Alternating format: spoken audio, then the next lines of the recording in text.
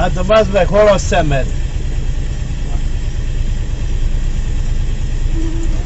Meghúztad, belementél. Meghúztad. Tudom, de már megyek szerinted. Hát hátrafele ma úgy jöttél neki. Nem örülök. Na ki a tiéd? Nem tudom. Hát nem tudok kiszállni innen.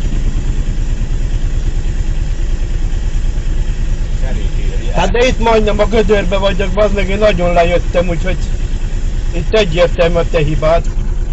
Semmi gond, nem mondtam. Hát csak mondom, hogy nehogy az... Arra szedni a kormány. Hát de nem tudom, hogy itt mi van. Itt nem tudom, hogy... Időszak. Jó. Mindjárt oda megyek. Nem akarok a zárokba sem menni. Akkor mindjárt megállok.